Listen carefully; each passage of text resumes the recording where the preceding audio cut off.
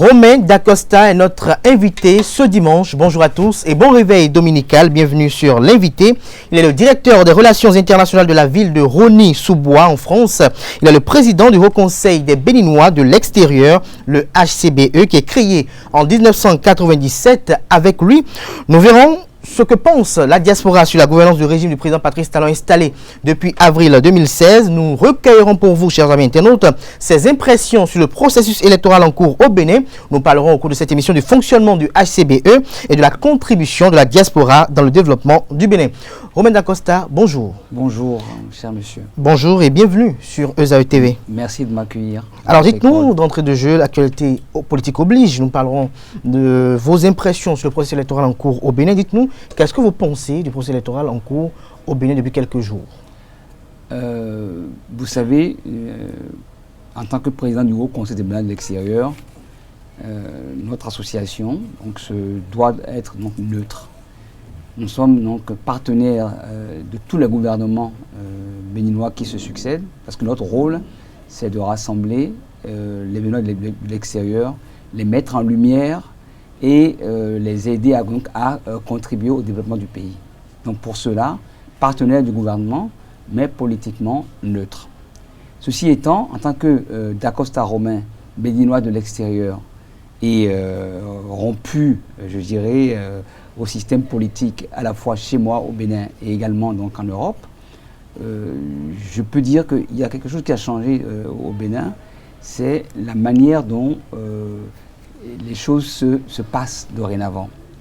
C'est-à-dire qu'il y a de la rigueur, du professionnalisme. Regardez, depuis 5 ans, les rentrées scolaires se passent toujours à bonne date. Là, vous êtes dans ce qui est fait depuis avril 2016. Je vais arriver, donne juste un exemple, oui, pour dire que, pour qualifier ce qui se passe actuellement, c'est-à-dire qu'il y a de la rigueur et à chaque étape donc, a été respectée. La révision des listes électorales donc, par le COS l'EPI. Ensuite, la transmission des dossiers à la Sénat. L'organisation du recueil des candidats et la décision de la Cour constitutionnelle, je trouve que les choses se passent vraiment d'une manière rigoureuse et c'est ce qu'on attend d'un pays démocratique. C'est ce qu'on attend d'un pays démocratique. Alors, vous êtes béninois de la diaspora, vous connaissez certainement Rikiat Madougou qui fait l'objet d'une enquête judiciaire en cours. Dites-nous, qu'est-ce que vous pensez de son interpellation? Est-ce que vous pensez que c'est une interpellation arbitraire ou une interpellation qui est nécessaire? Je connais Mme Rikiat Madougou, je dirais depuis sa toute jeunesse. Hein. Donc, nous l'avons tous vu émerger juste avant l'arrivée de Yahi Boni et le départ de Mathieu Kérékou. Elle avait joué un rôle non négligeable, donc sortie de nulle part. On l'avait déjà vu parrainer pour pouvoir être visible dans l'espace politique béninois. Ensuite, on a vu son évolution. Elle a été ministre, puis aujourd'hui conseiller d'un président d'un pays voisin, puis revient et décide d'être candidate à l'élection présidentielle. On ne peut pas se targuer d'avoir une opinion et un avis sur tout. On peut constater et observer. Déjà, il faut voir le processus de sa candidature. On n'a pas compris pourquoi les démocrates ont laissé leur candidat naturel pour aller choisir Rikiat Madougou. Le candidat naturel pour vous, c'était qui? Ce que on a pressenti, c'était M. Éric Mouleté, bon, si je ne trahis pas de secret. Puis, subitement, c'est Rikiat Madougou. Et d'après ce que nous avons entendu, il y a eu aussi un cafouillage au niveau des parrainages. Les partis politiques qui détenaient les parrainages étaient prêts à les donner, mais il paraîtrait que les partis qui en ont besoin n'en ont pas voulu. Comme s'ils voulaient se faire disqualifier volontairement. En tout cas, on a observé tout ça. Et puis là, on assiste à une arrestation. Moi, je me défends, et nous tous béninois, nous devons nous abstenir d'avoir des opinions vite tranchées. elle est mise en accusation. La loi béninoise dit que ce n'est pas parce qu'on est mis en accusation qu'on est coupable. Mais la justice doit, si la justice a des présomptions, la justice donc doit faire son travail. Donc elle est mise en accusation. Elle est présumée innocente jusqu'à ce qu'elle soit jugée. Donc moi je dis aux uns et aux autres, ne jetons pas de l'huile sur le feu. On ne peut pas rester du fond de son fauteuil et savoir ce qui s'est passé. Nous n'avons pas de système de renseignement. C'est le gouvernement qui a donc un système de renseignement. C'est la police qui a un système de renseignement. Il n'y a qu'eux qui peuvent donc aujourd'hui avoir les dossiers en main. Et si, Madame Madougou, si elle est donc, comment dit-on, accusée, elle aura accès au dossier et pourra se défendre. Parce que là, au passage, ce que je veux saluer, c'est que je suis la politique béninoise depuis des années et des années. On a toujours eu, dans l'ancien temps, des arrestations, je dirais, sinon arbitraires, mais sans jugement. Rappelez-vous, nombre de personnes depuis le renouveau démocratique qui ont été accusées, emprisonnées, qui n'ont pas été jugées et qu'on a relâchées. Des noms, je ne vais pas en citer, mais on a tous assisté à ça. Pour la première fois dans l'histoire du renouveau démocratique, il y a une cour qui met en accusation, qui juge et qui condamne.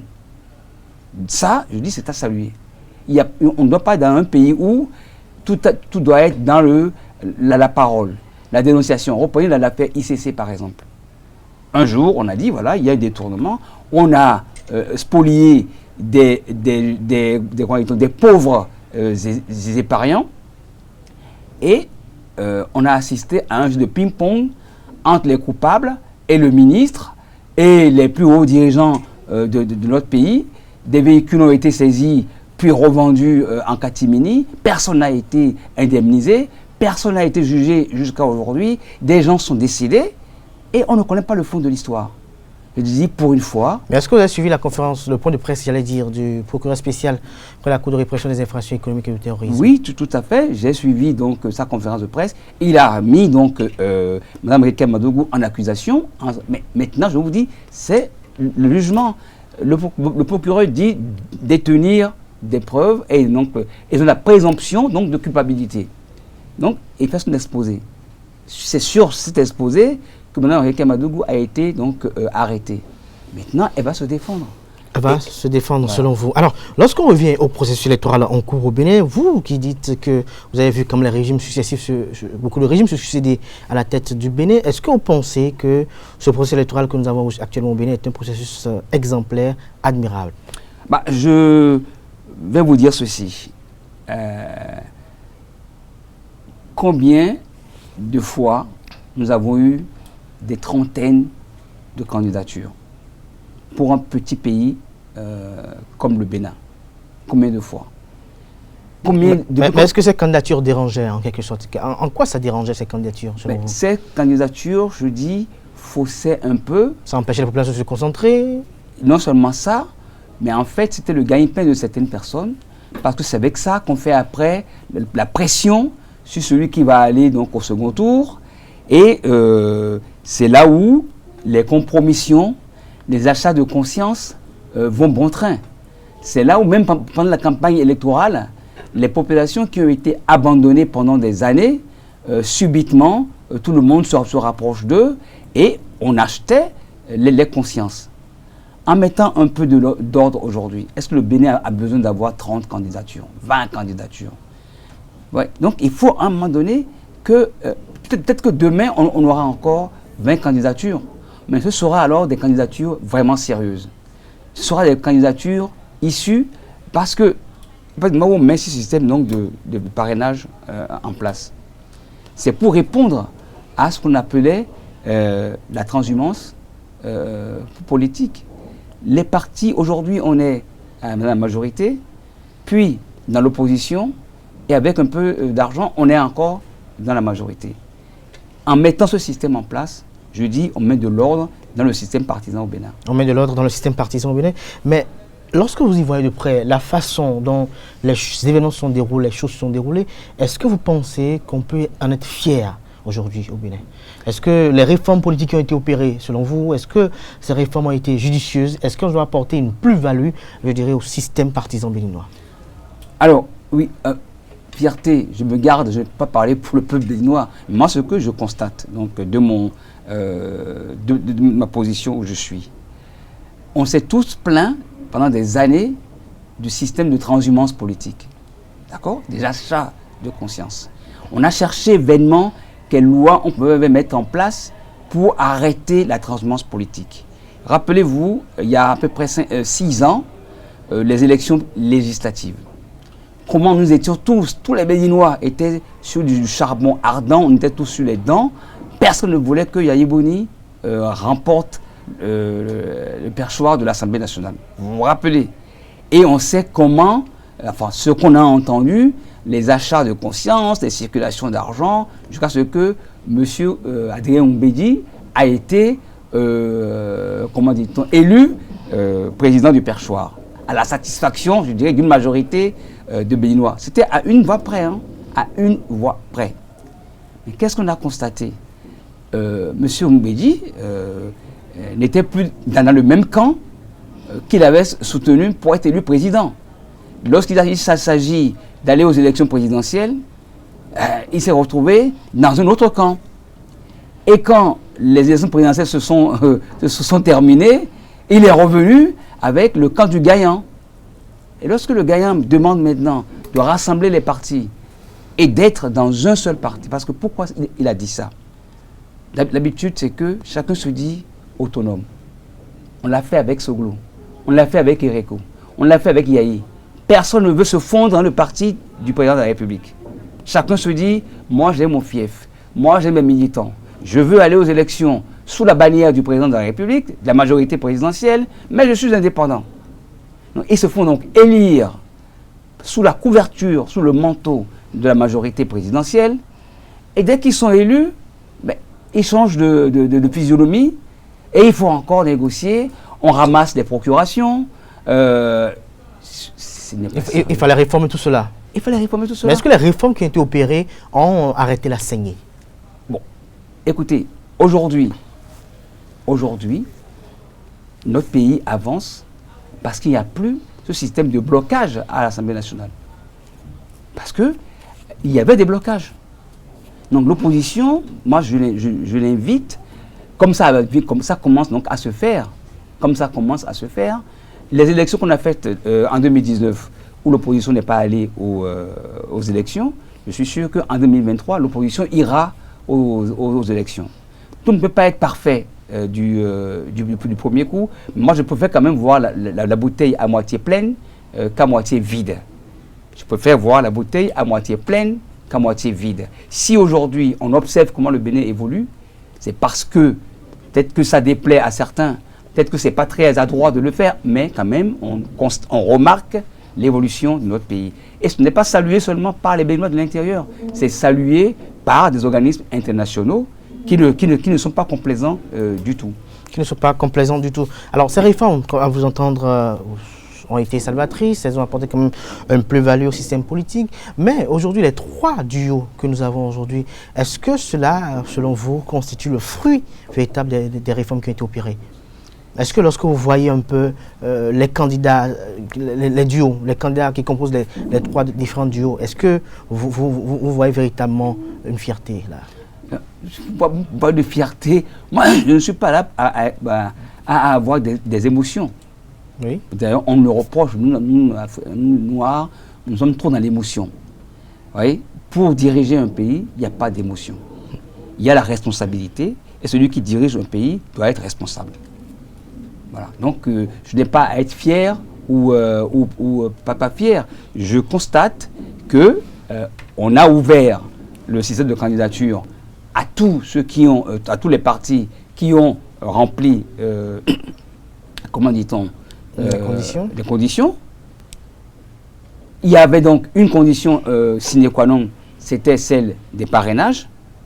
Mais voilà que des partis qui ont accepté de porter candidature avec un duo Ça veut dire qu'ils reconnaissent les règles de la nouvelle constitution, qui sont présentées des duos.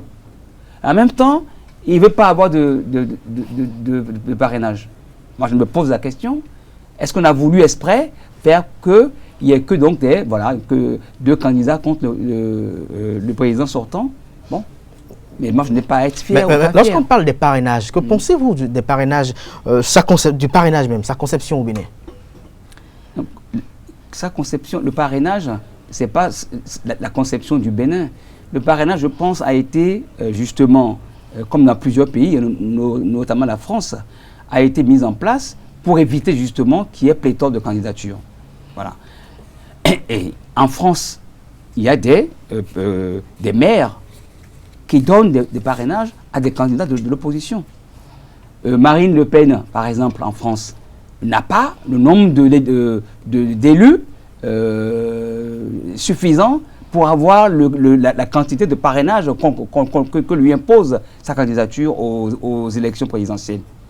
Mais au nom de la démocratie, on autorise, on laisse le choix à des mairies, à des maires, de parrainer la candidature de Madame Le Pen. Donc, ici au Bénin, on dit que il n'y a aucun parti d'opposition qui n'a d'élus, donc on ne peut pas avoir des parrainages. Mais ici aussi, ça a été ouvert. On a dit les élus peuvent parrainer l'opposition. Et je crois que c'est le cas des 2 duos qui ont été retenus. Mais j'entends aussi que des candidats ont refusé de parrainage. À quel dessein? À quel dessein? Donc, vous voulez dire en fait que ce n'est pas, je dirais, une interdiction, pour ne pas dire, ce n'est pas tabou que... Ce n'est pas tabou qu'un élu parraine un candidat d'un cas adverse. C'est un jeu démocratique. C'est un jeu démocratique. Pour favoriser la démocratie dans la cité. Il faut favoriser la démocratie dans la cité. Alors, avant de poursuivre par rapport au processus électoral en cours, dites-nous, vous êtes de la diaspora, il y a des Béninois qui vivent à l'extérieur. Est-ce que vous les connaissez, des Béninois qui se disent être en exil, parce qu'ils disent qu'ils sont en exil, ainsi, c'est ce qui est dit. Est-ce que vous pensez qu'ils sont véritablement en exil? Est-ce que vous échangez avec eux? Et qu'est-ce que, là, je rentre au niveau du Haut Conseil des Béninois de l'extérieur, qu'est-ce que vous faisiez à votre niveau pour que ces compatriotes puissent regagner la terre natale? Alors, je peux vous dire tout de suite, ce n'est pas le rôle du Haut Conseil des Béninois de l'extérieur de faire de la politique, parce que ça, c'est de la politique. Par contre, humainement, j'ai reçu, lors d'une manifestation à la mairie de Rosny-sous-Bois, un opposant. D'ailleurs, ça m'a valu toutes les critiques. Je dis, humainement, je ne peux pas me défendre de rencontrer donc un opposant.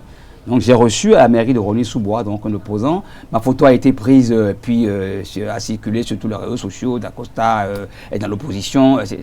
Bon.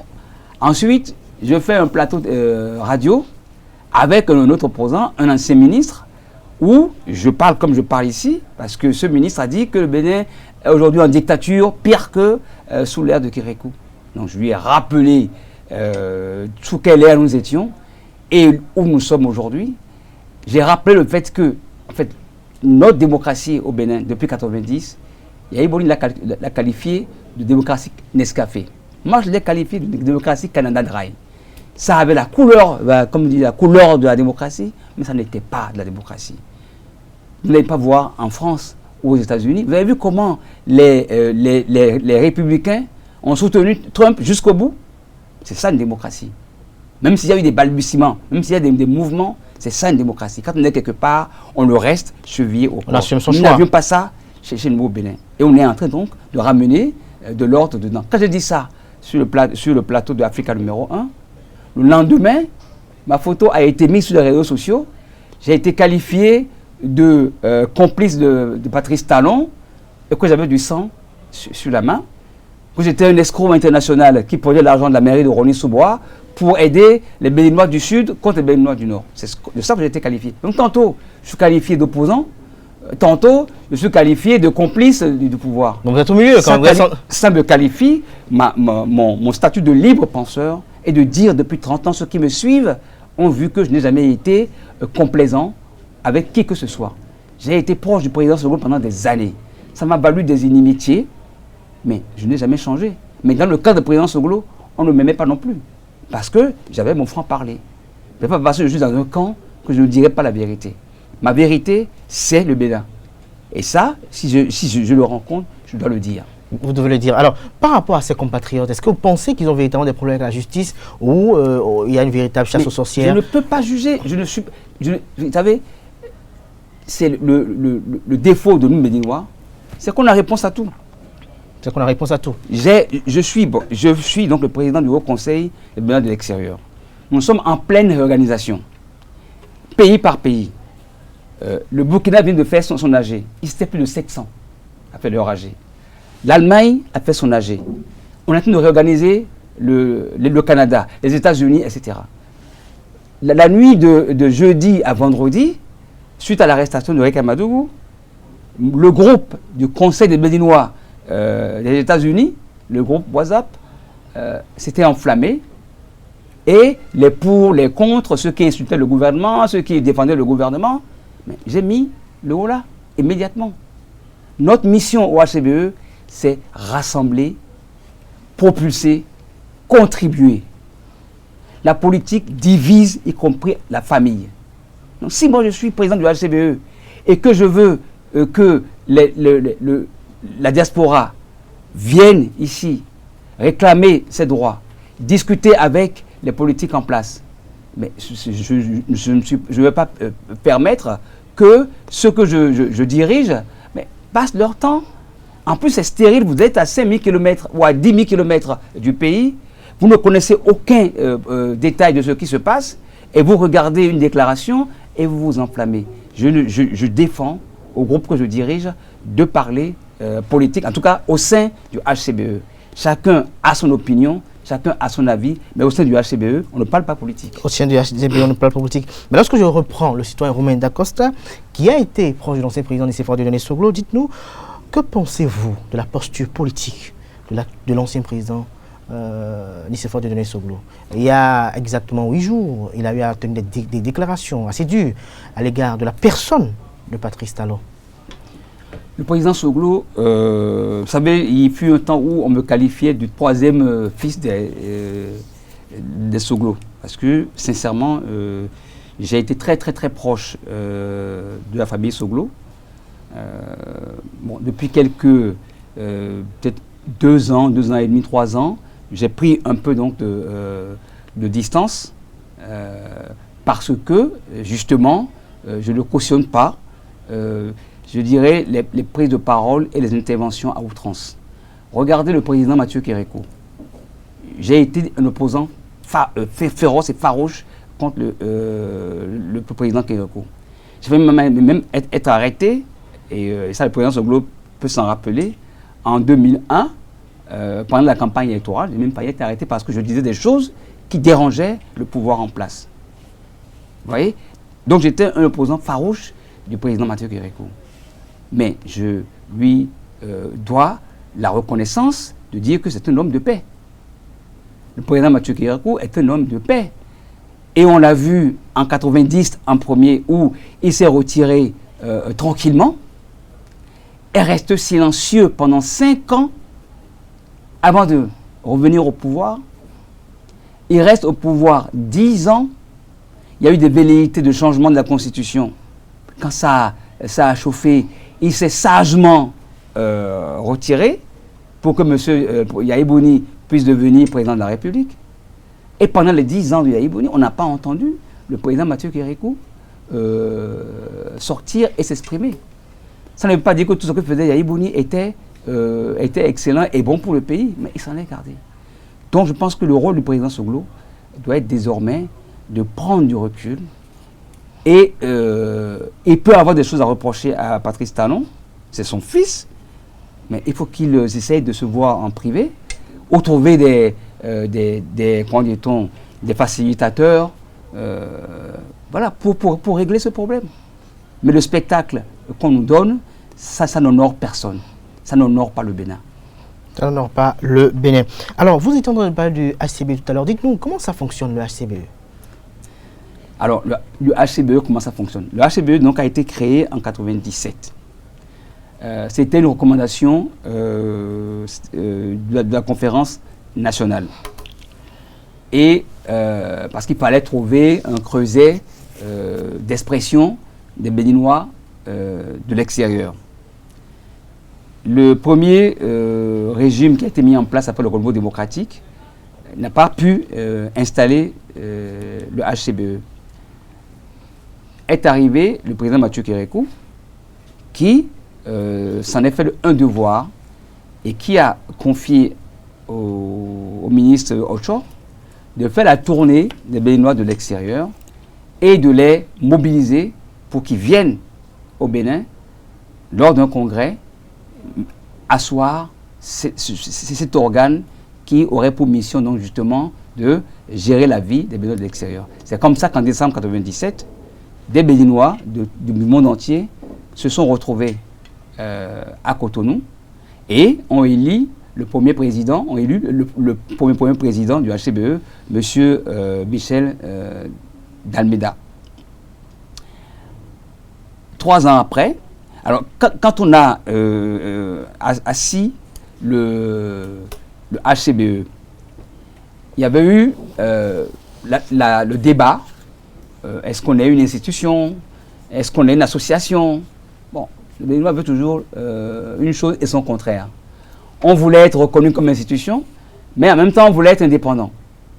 Donc, du coup, on n'a pas été une institution, on a été une association loi 1901, dans laquelle l'État n'a pas donc de mainmise. Mais néanmoins, 3 ans après, on a eu la reconnaissance d'utilité publique par décret présidentiel. Donc nous sommes le seul organe officiellement reconnu par le gouvernement béninois pour organiser la vie des Béninois de l'extérieur. À partir de ce moment-là, le HCBE a mis donc des sections dans à peu près 30 à 35 pays. Malheureusement, vous allez être d'accord avec moi que pendant toutes ces années, on n'a pas brillé par nos actions, on n'a pas brillé par des interventions, on n'a pas brillé par des projets. On a surtout brillé par des querelles internes et on a eu un énorme manque de visibilité. Parce que j'ai été élu président en 2016. Et là, je me suis dit, je suis président de quoi? Il faut faire un inventaire. Et en faisant cet inventaire, j'ai vu à quel point les sections HCBE à travers le monde étaient faibles par rapport aux associations qui étaient très bien organisées. Donc on a lancé une réforme en disant les sections HCBE vont se rapprocher ces associations qui sont puissantes dans les pays et former un creuset. Et après, le HCBE, quand on décidera que nous voulons faire quelque chose, mais on sait au moins sur quoi nous reposons pays par pays. C'est cette révolution que nous sommes en train de mener qui nous coûte très cher parce qu'on est vilipendé, on est sali, il y a de la calomnie. Il y a eu un petit groupe qui est arrivé ici de 15 personnes qui ont fait une assemblée pirate et qui se décrète HCBE bis. Malheureusement, ils trouvent des oreilles qui ne devraient pas les écouter, mais ils trouvent. Et aujourd'hui, si nous on s'impose, si je suis là aujourd'hui sur votre plateau, c'est que nous nous imposons par le travail que nous sommes en train de faire. Nous n'allons pas aller nous amuser pour aller lutter contre eux. Eux, leur rôle, c'est passer de ministère en ministère pour nous décrédibiliser. Mais nous, notre rôle, c'est de travailler sur le terrain. Et c'est ça, vous allez voir demain, nous parrainons une réunion de jeunes de la diaspora, de jeunes entrepreneurs de la diaspora qui viennent discuter sur comment ils vont s'entendre avec ceux de l'intérieur pour qu'on trouve des pistes d'investissement pour le Bénin. Des pistes d'investissement pour le Bénin. Justement. Et nous sommes en train de signer des partenariats avec des banques, avec des institutions, pour que vraiment le Béninois à l'extérieur serve à quelque chose. Aujourd'hui, nous sommes divisés, chacun est excellent tout seul dans son coin parce qu'il pense qu'il vaut mieux d'être premier dans son village que deuxième à Rome. Moi, je pense le contraire.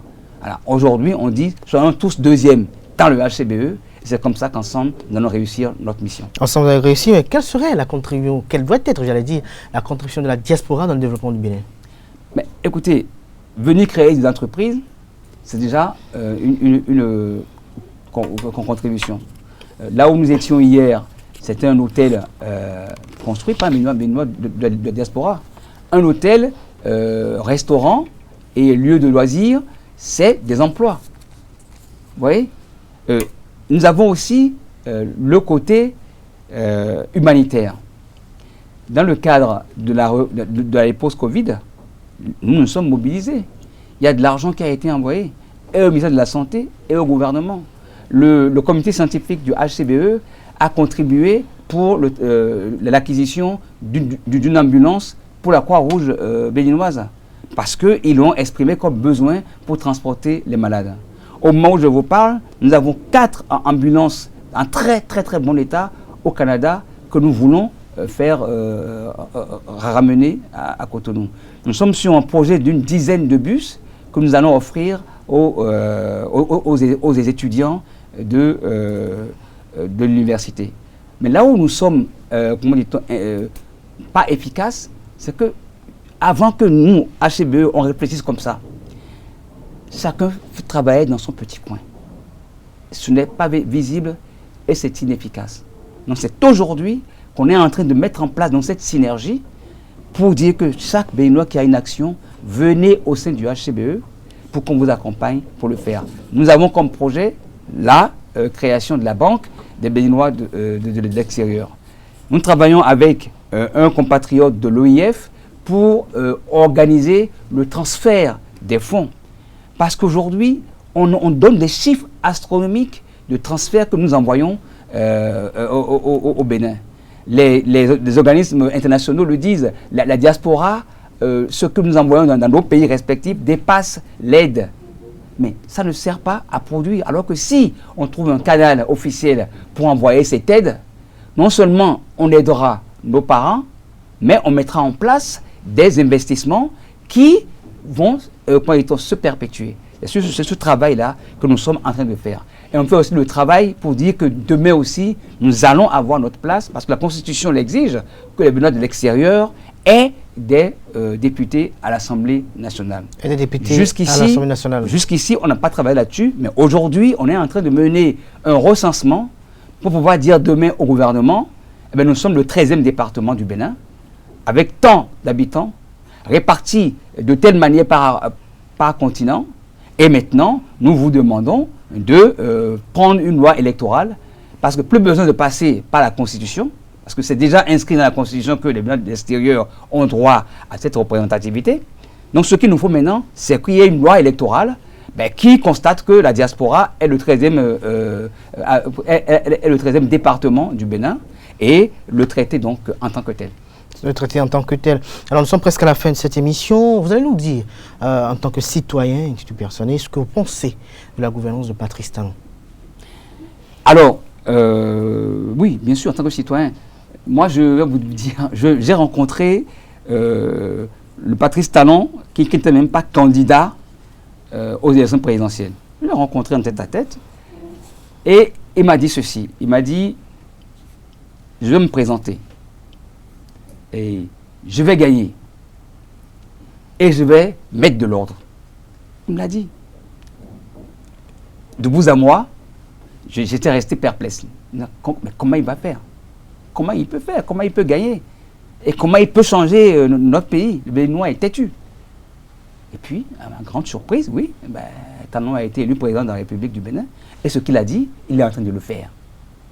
La première action qu'il a posée, c'est la fin de l'hésitation de la désignation des chefs-lieux. Vous vous rappelez, nous avions 6 départements qui sont devenus 12 et nous sommes restés sur 6 chefs-lieux. Parce qu'aucun président n'en avait le courage de dire si ce sera Alada ou Ouida qui allait être chef-lieu. Et on a eu peur des retombées politiques. Et on est resté comme ça, en panne, les 2 pieds dans le même sabot, pendant des années et des années. Mais la première action que Patrice Talon a posée, ça a été ça, immédiatement. Et depuis, tout ce qu'il fait rentre dans ce système. Il est courageux, audacieux et veut avancer. Regardez dans le domaine de la santé. Même si tout n'est pas encore visible, je donne un seul exemple. Il a eu le courage de dire, j'arrête les évacuations sanitaires. On a eu des tollés, hein. Les gens ont crié. Mais de vous à moi, qui était évacué réellement? Depuis qu'on a arrêté les évacuations sanitaires, combien de Béninois sont morts à cause de la non-évacuation sanitaire? Donc il y avait des magouilles qui se faisaient sur le dos du trésor public béninois, sur notre budget, donc sur notre dos, à nous tous. Et tout le monde le sait, la gabégie, des fausses évacuations, des gens qui sont presque mourants avant qu'on les évacue, et l'argent qu'on a envoyé est perdu ou alors va dans notre circuit. C'est ce qui se passait. Je prends comment dit-on, le système des voyages officiels. Mais c'est pareil. Chaque ministère, chaque direction, même dans les mairies, chacun avait son agence de voyage. Et vous saviez combien coûtaient les billets? Combien quelqu'un pouvait partir, lui seul, dans le même mois, combien de fois il pouvait partir en mission officielle? Imaginez les milliards que notre pays qui passait comme ça, de gauche à droite. Aujourd'hui, on a créé la cellule des voyages officiels. Et si vous voulez voyager en tant qu'officiel, vous envoyez vos dates de voyage. Là, au moins, on sait que vous avez voyagé. Et votre billet coûte le juste prix. Voilà des choses. Ensuite, je dis infrastructure. J'atterris à l'aéroport de Cotonou, déjà sur la piste. Je me rappelle un jour, il y a à peu près 6-7 ans, nous venions à Cotonou, on a été bloqués à l'aéroport de Roissy, Charles de Gaulle. Pourquoi? Parce que la piste de notre aéroport était tellement dégradée que Air France a refusé de décoller. Et on lui mentait depuis Cotonou en disant que la piste était réparée et qu'on pouvait décoller. C'est criminel. Mais n'ont pas hésité à le dire. Et si Air France n'a pas demandé des preuves de la réparation de la piste, on aurait décollé et atterri sur une piste dangereuse. Donc on est resté 3 jours bloqués à Cotonou. Il a fallu que le président de la République, Yahi Bonis, descende à l'aéroport de Cotonou pour voir que les travaux qu'on a demandés n'ont jamais été faits. Mais l'argent est passé où? Aujourd'hui, vous atterrissez à Cotonou, regardez la piste, notre piste. Comment ça a été aménagé? Vous rentrez dans l'aérogare. Regardez comment vous êtes servi par rapport au passeport. Depuis la France, aujourd'hui, nous sommes la fierté parce que quand vous voulez votre visa, aujourd'hui au Bénin, l'un des premiers pays au monde où le visa se fait en 10 minutes en ligne. Vous voyez, vous faites ça, vous arrivez ici, vous êtes bien accueillis et à la frontière, vous sortez aujourd'hui, on voit l'aéroport de loin. Est-ce que quelqu'un voyait l'aéroport de Cotonou?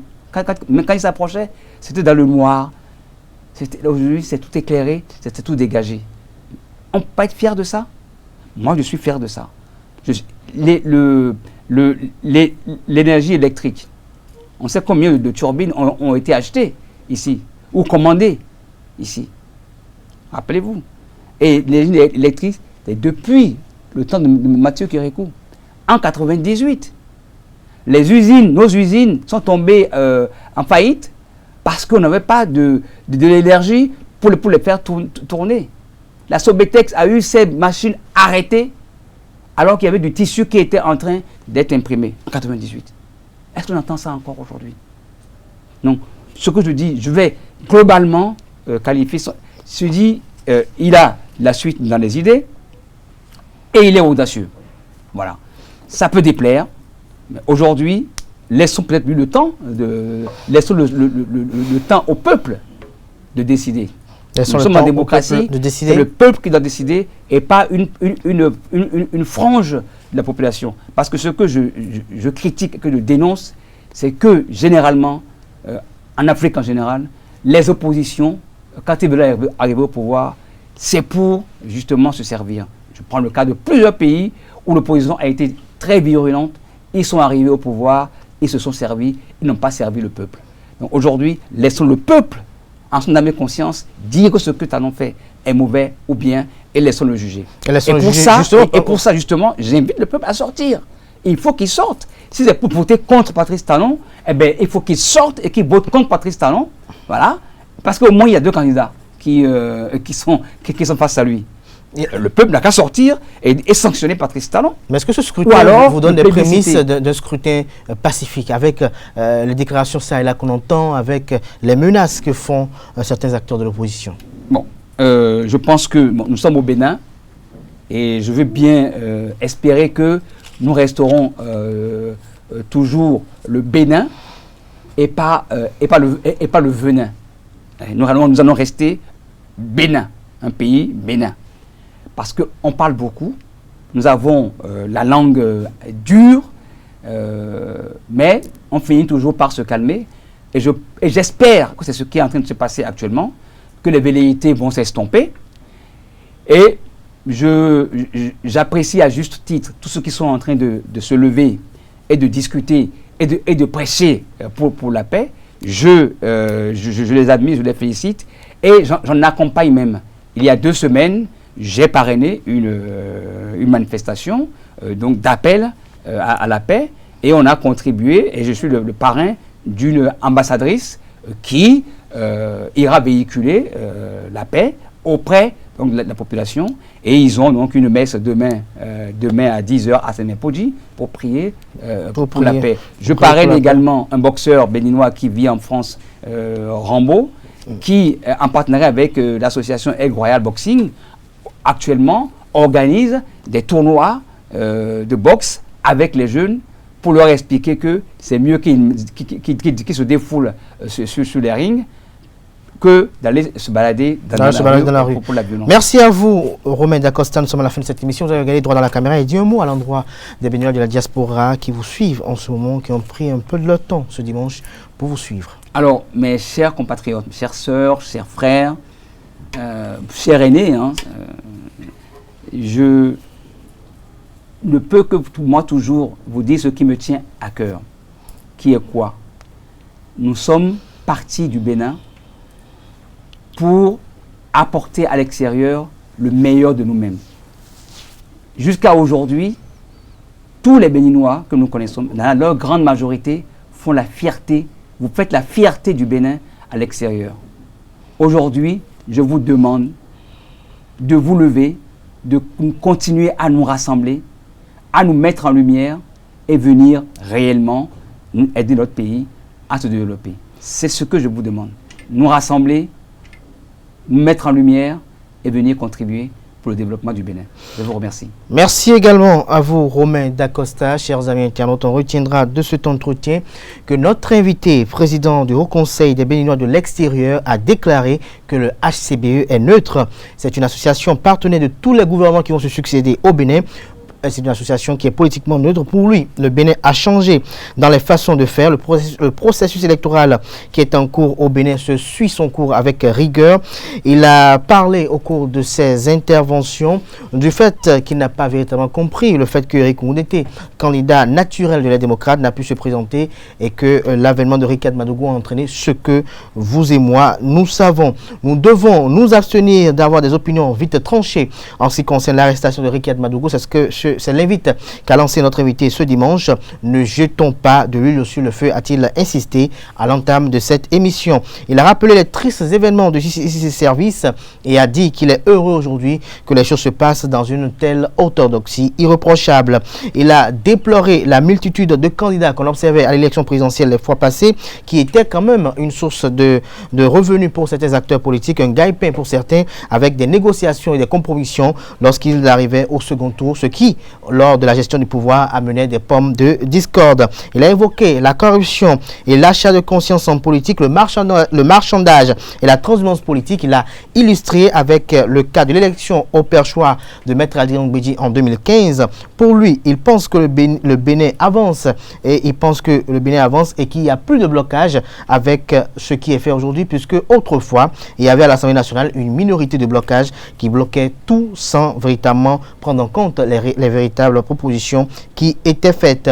Il espère qu'en 2023, l'opposition se battra pour être au rendez-vous lors des élections législatives à venir. Il a relevé une antinomie dans la démarche de l'opposition, c'est-à-dire qu'il se présente au niveau de la Commission électorale nationale autonome avec le respect de la loi qui dit qu'il faut former des duos, mais qu'il décide de ne pas aller quérir le parrainage qui est une pièce essentielle. Et parlant du parrainage, notre invité a fait observer qu'en France, il y a des maires qui donnent des parrainages aux candidats de camp adverse. Ce n'est pas le rôle du HCBE de faire la politique, a rappelé une fois encore notre invité. Il a dit que la mission du HCBE, c'est rassembler, propulser et contribuer car la politique divise.